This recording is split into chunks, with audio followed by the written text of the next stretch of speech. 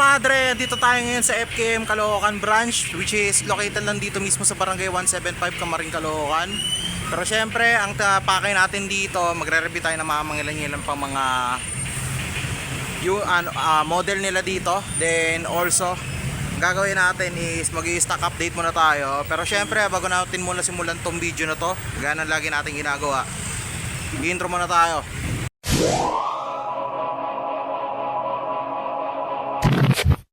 Mga Dre, so katulad nyan, kagaya na sinabi ko kanina, nabanggit ko na rin kung nasaan tayo, which is nandito tayo ngayon sa FKM Caloocan City Branch, which is located lang dito mismo sa Barangay 175 Camarin, Caloocan, along sa Barter Road. So ang landmark nito, kaharap lang nito yung bagong tayo na Jollibee dito mismo sa may Sabarte. And eventually ang pakay nito, kagaya na sinabi ko kanina, is mag-stock update muna tayo, tapos magre-review tayo ng mga ilang mga model nila dito mismo sa branch na to.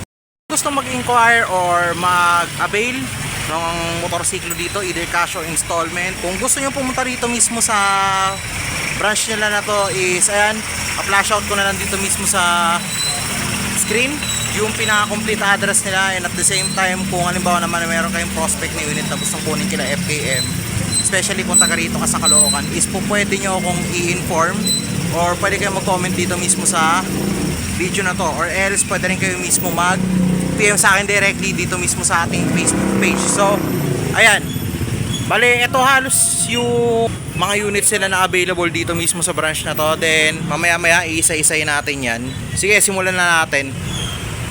Unahin muna natin tong isang unit nila dito. Actually matagal ko nang hinahanap to, yung Hunter 150 nila, which is ang pinaka price nito or yung pinaka SRP ng mismong unit to is nagkakalaga siya ng 78,000 pesos. Tapos pwede mo siyang kunin ng installment. Meron itong down payment na at least 11,700. Tapos meron din siyang available na 3 terms of payments. So meron tayo dito 12 months, 24 months, tapos 36 months. So sa 12 months is 7,187 pesos yung magiging actual na hulog mo every month. So 24 months naman is 4,286. Then sa 36 months naman is 3,320 pesos. So naka 3 years register na rin to. Then meron na rin siya TPL insurance included para dito mismo sa motorsiklo na to. So ito yung actual na itsura ng Hunter 150. Ayan, napakaganda and napaka-unique. So mamaya dadaanan natin yan for review. So ito namang isa is yung Juke 150 na FKM, which is nagkakalaga siya ng 86,000 pesos of SRP. Kapag installment mo siya kukunin is kailangan mo mag-down ng at least 12,900 pesos. Then available din siya for 3 terms of payments. Meron siyang 12 months, 24 and 36 months. So sa 12 months is 7,924. Then 24 months naman is 4,726. Sa 36 months naman is 3,660 naman ang actual na monthly amortization nito para dito mismo sa kanyang motor. Ito yan. So ito yung itsura niya. Ano siya, classic style na scooter to. Actually marami silang naka-line up na ganito dito. Even dun, kahit dun mismo sa may bandang likod, may isa pa sila nito eh. Ayan. Then punta tayo dito mismo sa may bandang kabila. So andito sa side meron tayong Space, FKM Space. So ito is nagkakalaga rin ito ng 78,000 pesos. Kapag kukunin mo siya ng installment, kailangan mo lang mag-down payment ng at least 11,700 pesos. Then also meron siyang 3 terms of payments para dito mismo sa motorsiklo na to. Actually lahat ng units sila dito is naka 3 terms of payments na rin. Bale ito, sa 12 months is 7,187. Sa 24 months naman is 4,286 pesos. Then sa 36 months naman is 3,320 pesos para dito mismo sa model na ito. Ayan, FKM Space 150. Lapit na natin ng konti. Ayan, yan yung actual na itsura niyan. Bale, tatlo pala yung classic type or may pagka-Italian type na scooter nila dito. Ito, si Space, ito Juke, tapos to si Labi. Mamaya dadaanan din natin to si Labi mamaya. Then ito, naka-reserve na to. So Rev X125. Actually ang ganda na ito. pagka slick yung design ng mismong ano na to, scooter na to. Hindi ko lang alam kung medyo may kataasan to ng konti. Meron tong actual price ngayon na 40,000 pesos. Ayan. Dati kasi naka 67,000 pesos tong ano na to, unit na ito. Then meron din itong kasama na, meron na rin tong 3 years LTO registration, TPL insurance, then meron din mga mini previous na included dito mismo sa motorsiklo na to. Yung gasoline for activation and also yung engine warranty included na rin dito. Then punta tayo dito mismo sa may bandang gilid. Ito yung ni-review ko na nakaraan. Ayan. So ito yung MTX 180.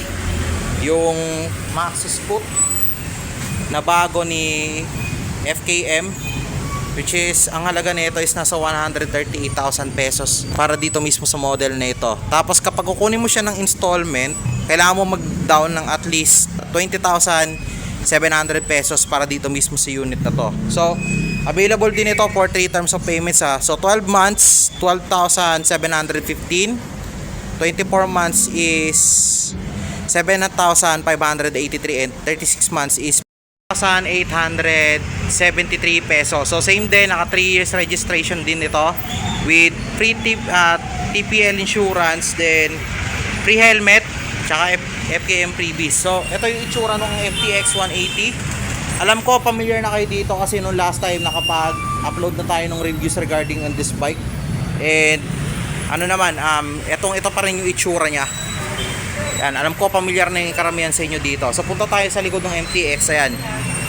Meron sila dito nung sa panginahanap ko na unit na gustong reviewin. Ayan, yung Fyro 180 V2. Pareho silang 180cc. So yung actual price naman nitong Fyro 180 V2 is nasa 89,000 pesos yung SRP nito.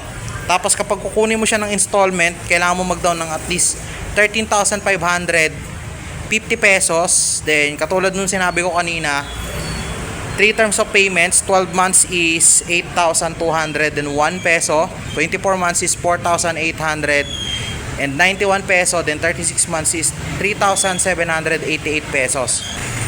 Yan, ito yung kanilang another classic type ng scooter, which is yung Labi 150 na merong SRP na 86,900 pesos. Kapag kukunin mo siya ng installment, kailangan mo mag-down payment ng at least 13,035 pesos. Tapos 12 months niya is 8,007 pesos, 24 months is 4,776 pesos, then 36 months is 3,698 pesos. So ito yung actual itsura nung motorsiklo na ito. Ayan.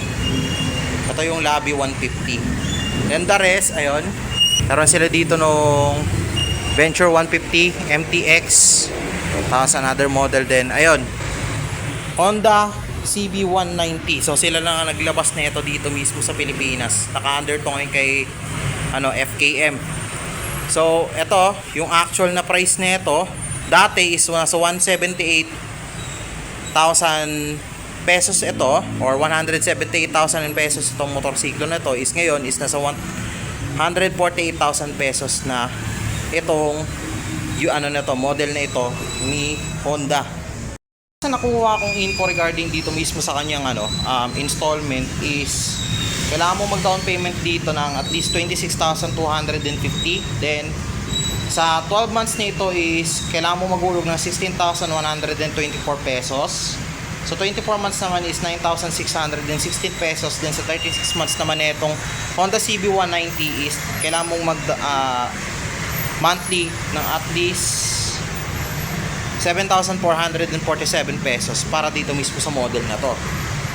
Yung last, ito yung Venture 150 Standard Plus nila, which is mapapansin naman natin naka rims yung kanyang gulong. So actual price nito is nasa 145,000 pesos, or ito yung pinaka SRP niya. Then kapag kukunin mo siya ng installment, kailangan mong mag-down ng at least 21,750 pesos. So ayan, meron din siyang 12 months, kailangan mo maghulog na ito ng 13,360. 24 months is 7,968 pesos. Then yung kanyang 36 months naman is Nasa 6,171 pesos para dito mismo sa model na ito. So ito yung itsura nung Standard Plus na Venture 150. So ayan. So sa lahat ng mga gustong makakuha ng unit na ito, pwede nyo ako i-PM or pwede kayong mag-inquire sa akin. And at the same time, tutulungan ko kayo mailapit dito kay FKM para makapag-avail or makakuha ng mga unit dito through cash or installment. So i-PM nyo na ako dito mismo sa page ko, Motodev. Pwede nyo ako i-direct message, pwede rin kayo mag-comment dito mismo sa video na ito. And at the same time, pwede ka rin kayo mag-comment dun sa mismong YouTube channel ko if ever na meron kayong mga inquiries. Pero I would rather say po pwede kayong dumirekta dito mismo sa Facebook page ko. So yun, hanggang dito na muna tayo. Jump sa